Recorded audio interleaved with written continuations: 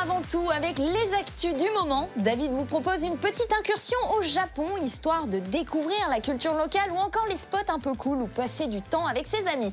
Je vous retrouve ensuite en plateau pour un débrief des dernières tendances qui nous concernent. C'est parti pour les news.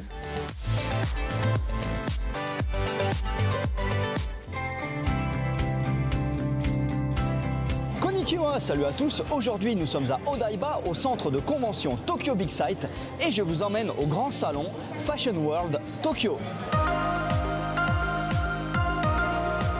Alors comme son nom l'indique, Fashion World Tokyo est un salon international dédié à toutes les facettes de la mode et aux accessoires, mais comme il y a ici 923 sociétés représentées, bien sûr, je vais me limiter seulement aux créateurs japonais. Me voici sur le stand d'une marque de Fukuoka qui s'appelle Lovely Grace. Alors à la base, ils étaient spécialisés dans les vêtements pour enfants, c'est pour ça qu'ils font toujours des robes ultra kawaii pour les petits. Mais ce qui me plaît le plus ici, ce sont ces espèces de tabliers bien originaux. Alors certains se portent dans la cuisine, mais d'autres modèles sont suffisamment fashion pour être portés à l'extérieur.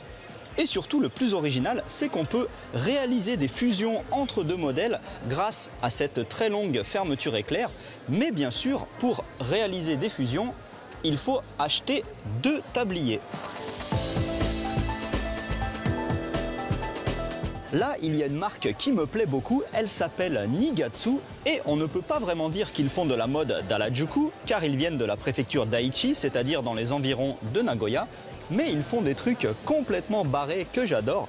Regardez-moi par exemple ces sortes de vestes tout en froufrou et en transparence.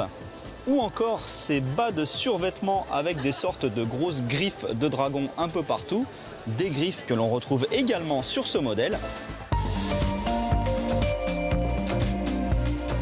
En Europe, on n'est pas forcément au courant, mais il faut savoir que dans le monde, le jean et le denim japonais sont très réputés. Et là, il y a un artiste japonais qui s'appelle Itsuo Watabe qui vous propose de vous faire des jeans customisés sur commande.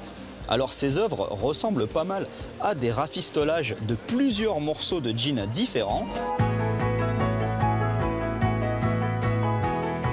Ici, je suis dans la partie du salon réservée aux vêtements pour les femmes matures, donc un peu âgées. Et là, on a les vêtements de deux designers japonais.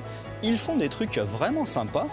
Alors autant je peux admettre que ça soit facilement portable par des grand-mères japonaises, y compris ce très joli pull avec, et oui, un 45 tours de Sylvie Vartan dessus.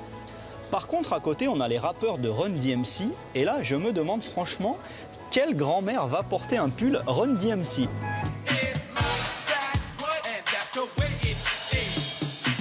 Voilà, une fois de plus, je n'ai pas eu le temps de visiter tout le salon tellement c'était grand. Mais tant pis, j'ai tout de même trouvé des vêtements bien originaux.